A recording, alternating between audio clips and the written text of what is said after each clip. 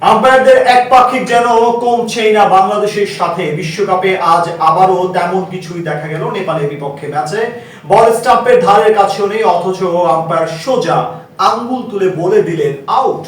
শুধু আজই নয়, বিশ্বকাপে এমন আরো বহু সিদ্ধান্ত গিয়েছে বাংলাদেশের বিপক্ষে। না হয় টাইগাররা থাকতো আরেকটু ভালো অবস্থানে। নেপালের বিপক্ষে ম্যাচে আম্পায়ারের এমন একপাক্ষিক কাণ্ড ও বিশ্বকাপে বাংলাদেশের বিপক্ষে দেওয়া ভুল সিদ্ধান্তগুলো এক করে জানবো এই প্রতিবেদনে।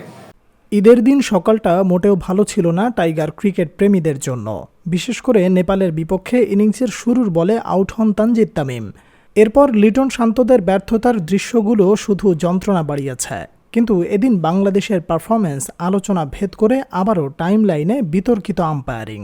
বিশ্বকাপে যেন কমছেই না বাংলাদেশের বিপক্ষে আম্পায়ারদের একের পর এক ভুল সিদ্ধান্ত। কখনো আউট না হলেও আউট দিয়ে দিচ্ছে, কখনো আম্পায়ার কলের জন্য বাংলাদেশ বিপদে পড়ছে। সব মিলিয়ে আরও একবার তেমন কিছুই দেখা গেল নেপালের বিপক্ষে ম্যাচে। এবার টুর্নামেন্টের শুরু থেকে একের পর এক বিতর্ক ছিল আয়োজক কমিটিকে নিয়ে, যার শুরুটা ছিল শ্রীলঙ্কা দল নিজেদের ম্যাচ শিডিউল সম্পর্কে প্রথম অভিযোগ প্রকাশ করলে।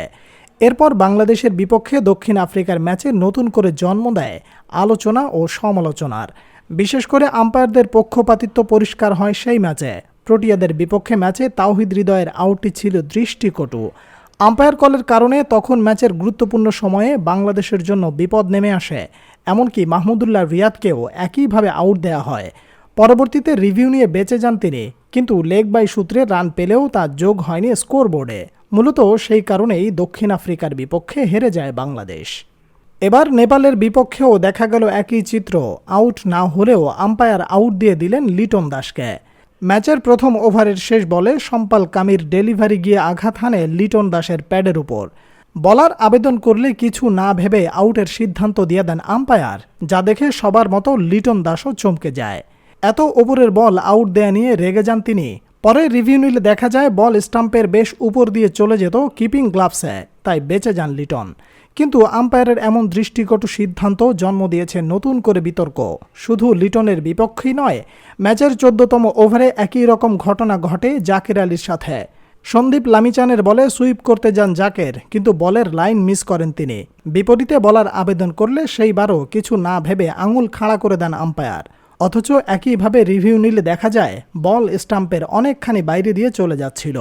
বাংলাদেশ ব্যাটিংয়ের সময় আম্পায়ার আউট দিতে দ্বিধাবোধ না করলেও বোলিংয়ের সময় ঠিকই ছিলেন নিশ্চুপ। এই যেমন ম্যাচের দ্বিতীয় ইনিংসে 15তম ওভারে সাকিবের বলে দীপেন্দ্র সিং আউট হলেও আম্পায়ার আউট দেননি।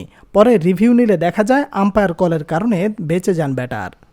বরাবর বাংলাদেশের বিপক্ষে এমন বিতর্কিত সিদ্ধান্ত আলোচনা ছড়াচ্ছে এখন বিশ্ব মিডিয়াগুলোতে। বিশেষ করে এমন একের পর এক বিরোধিতা সাথে টাইগারদের সাথে অবিচার মেনে নিতে পারছেন না ভক্ত সমর্থকেরা। দক্ষিণ আফ্রিকার বিপক্ষে সেই সিদ্ধান্তের কারণে হারতে হয়েছে বাংলাদেশকে, যার ফলস্বরূপ পড়তে হয়েছে শক্তিশালী প্রথম গ্রুপে। আর না হয় টাইগারদের সামনে ছিল গ্রুপ চ্যাম্পিয়ন হওয়ার সুযোগ। এবার দক্ষিণ আফ্রিকার বিপক্ষে ম্যাচের মতো নেপালের বিপক্ষে একই কাণ্ড, একইভাবে বিপর্যয়ে পড়তে হয়েছিল সাকিবদের। তাই বলা যায় টাইগারদের বিপক্ষে অনেকটা ইচ্ছে করেই যেন এমন করছে আইসিসি ও আম্পায়ার প্যানেল।